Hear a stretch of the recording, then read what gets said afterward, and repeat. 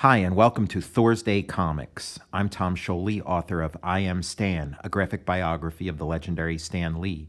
And there's a link in the show notes below where you can pre-order I Am Stan. And at that same link, you can also pre-order the softcover edition of Jack Kirby, The Epic Life of the King of Comics. So today we're talking about Thor number 108, At the Mercy of Loki, Prince of Evil, guest starring Doctor Strange, Master of Black Magic. And so I have this in a nice reprint from Marvel Tales number 21. It features a Spider-Man story in the front and a Thor story in the back. And we go right into the action, this action-packed splash page. We go from Thor winding up with his hammer to slamming it down, causing this seismic shock wave, which saves a kid who ran out into the middle of the street. Thor saw this when he was flying overhead. He didn't have time to get to the site, so he landed, hit the hammer down, all in a split second, and it sends this cement mixer flying over this kid, and the day is saved. A very fun bit of superhero business, kind of whimsical, kind of fun, demonstration of power. Again, tonally fits Superman, but still, I've never seen something sort of play out in this, inventive a way, or this sort of cinematic a way in a Superman comic of this era. I could see Superman creating an earthquake to, move a truck out of the way of a kid, but it would probably be a lot of exposition, not very much show, but a lot of tell. Maybe not even then. Written by Stan Lee, the idol of millions. Illustrated by Jack Kirby, the toast of the town. Inked by Chick Stone, the man of the hour. Lettered by Art Simic, the people's choice. So yeah, some more fun credits written by Stan Lee. As always, this story is co-written by Jack Kirby, even if it doesn't say so in the text. And yeah, with this issue, we're getting a refinement of this Marvel formula that Jack and Stan are creating.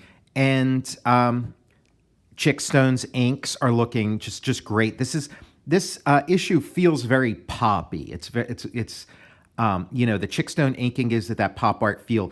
It moves fast. Again, it has that kind of like fun, whimsical opening with Thor helping the average person, saving a kid's life, and then we get a really cool guest appearance. So Doctor Strange calls out, and so now we get to see Doctor Strange's Sanctum Sanctorum, his Greenwich Village apartment or townhouse or whatever.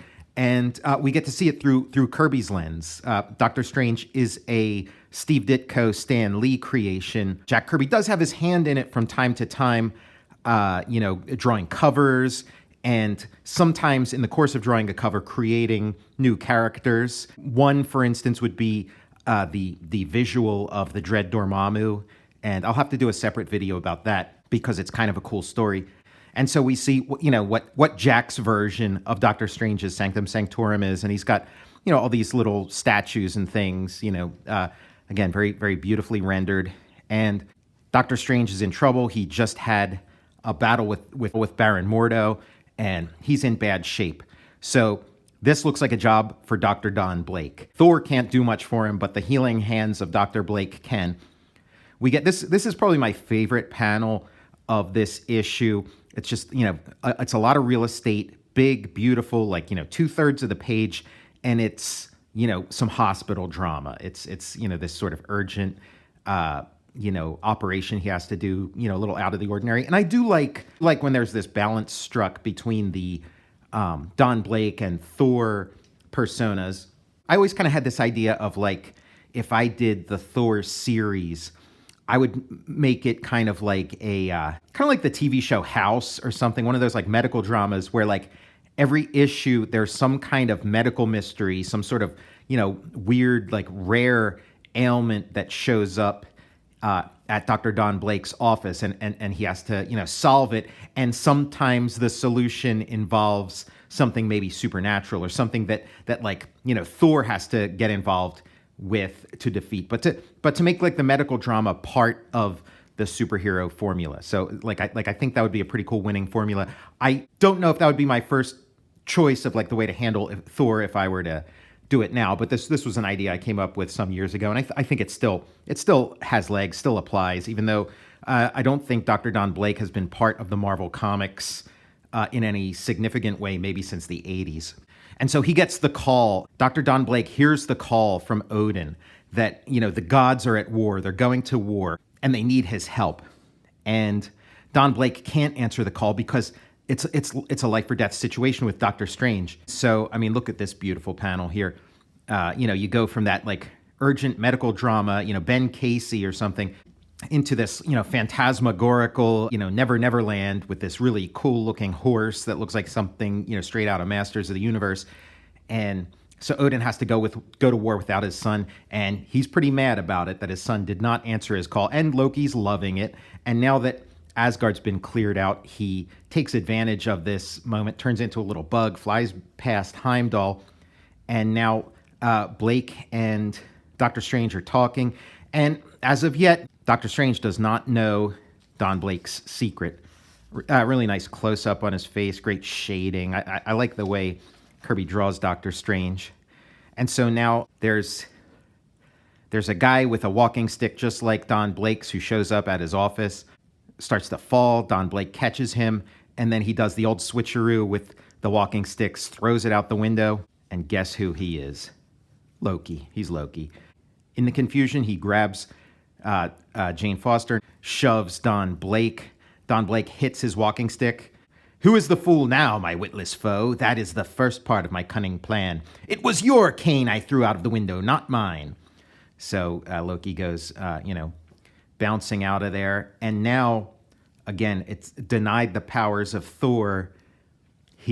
Don Blake has to get out of this problem his way, using his wits.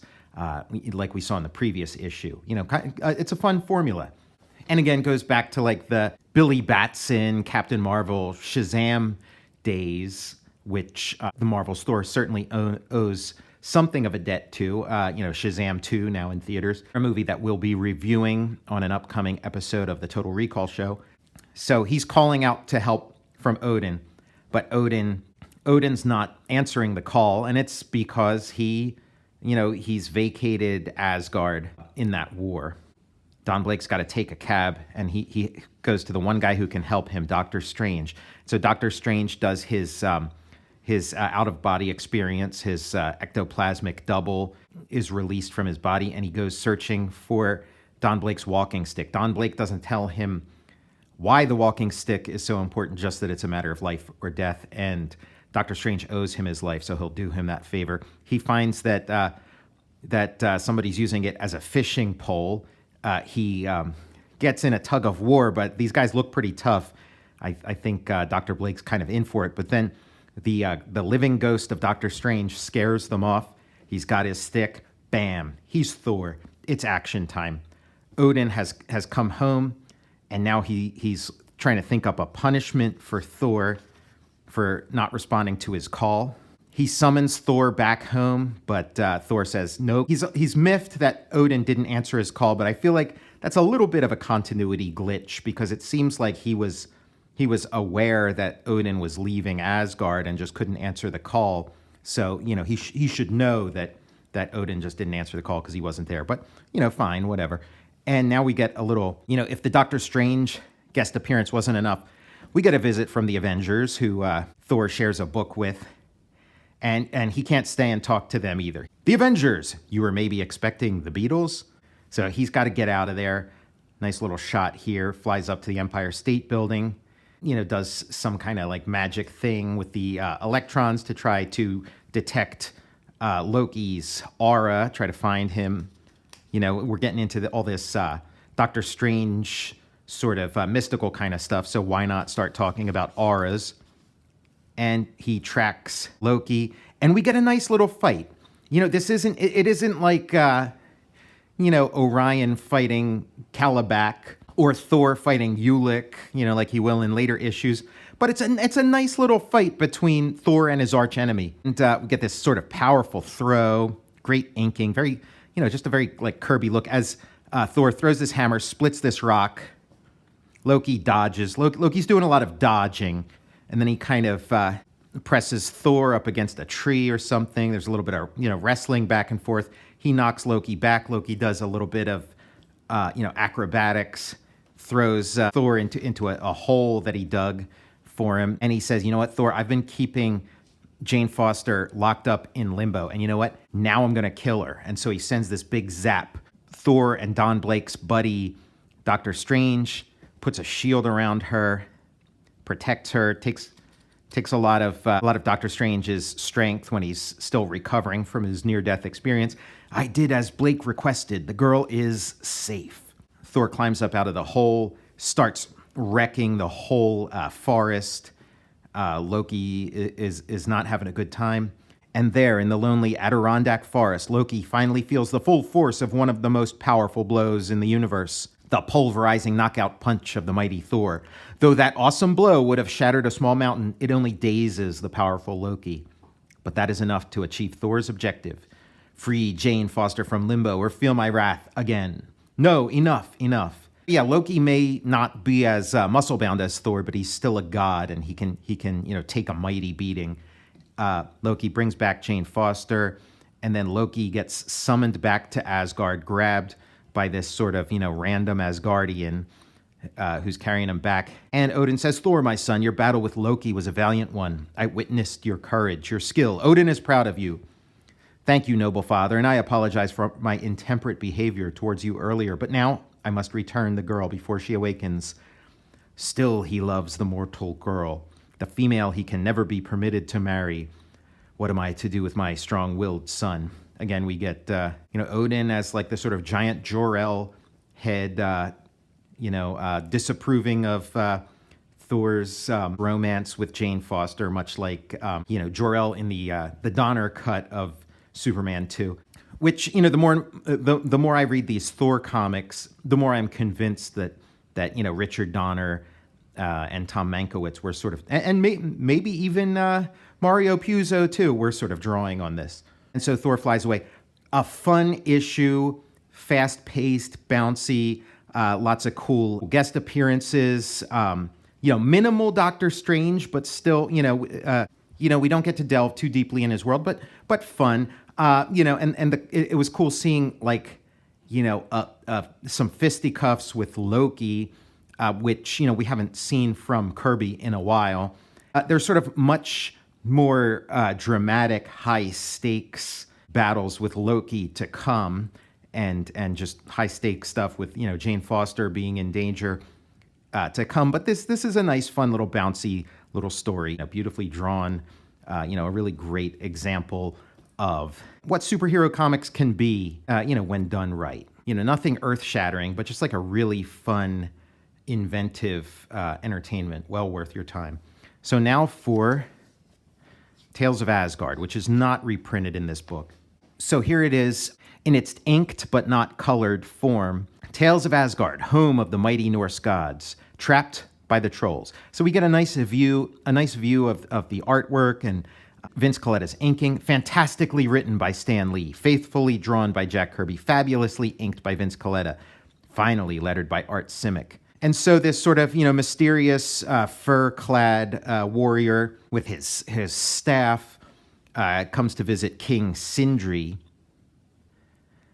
But Sindri is up to no good and presses his little trapdoor, his little Castle Grayskull trapdoor in the floor, and this fur-clad guy goes falling down into the pit.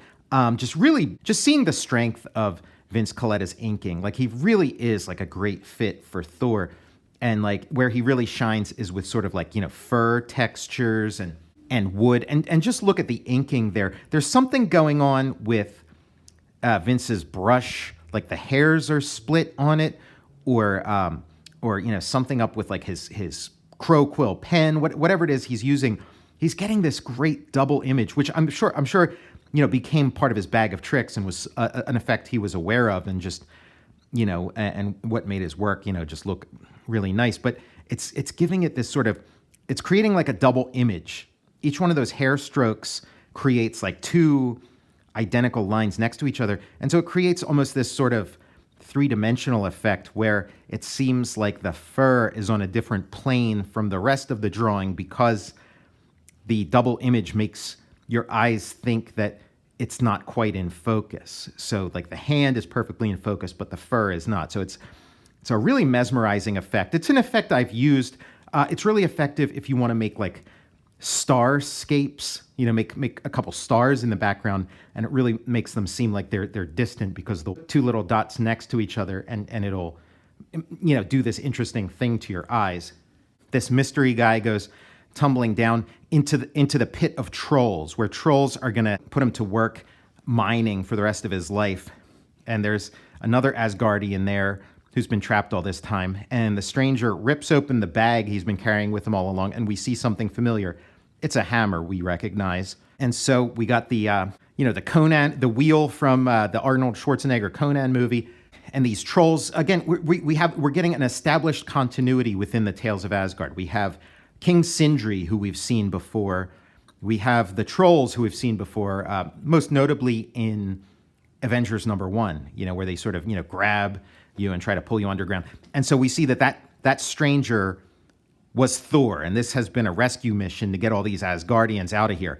And boom, he knocks over all the trolls, like 10 pins. And I think that was just really great storytelling, keeping that stranger's identity secret. Even if you guessed it, it's still fun having this stranger. And I'm a little bit surprised Stan Lee didn't, tip you off or like blow the surprise, because that seems to be his modus operandi in a lot of these stories, is blowing surprises in order to make sure that like the reader is never confused. But I think he understood like the importance to making this story work is to have this, fur-clad guy kind of be a mystery. And so then when it's revealed as Thor, it's, pretty exciting, pretty fun. But I'm surprised there wasn't a thought balloon, in the first panel of like, oh, if only King Sindri knew that it is I, Thor, the god of thunder, sneaking into his cave. So lots of fun. And I love it when, it's kind of like, again, something you'd see in the Conan movie of like, Conan having like some different crazy outfit, in every scene. And so seeing Thor in a sort of, fantasy costume, outside of his normal uniform is pretty cool. And again, yeah, this, just really fun stuff.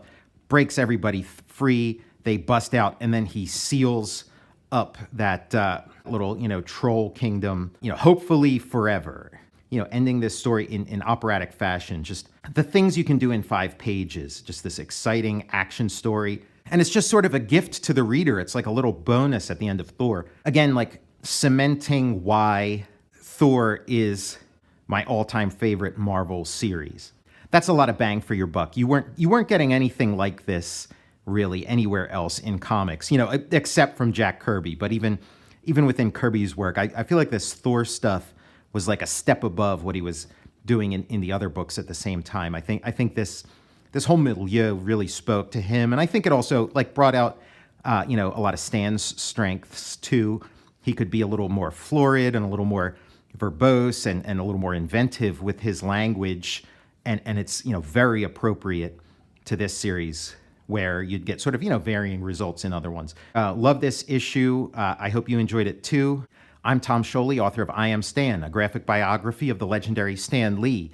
And in the show notes below, you'll find a pre-order link where you can pre-order that book. And at that same link, you can pre-order the softcover edition of Jack Kirby, The Epic Life of the King of Comics. I'll see you next THORsday.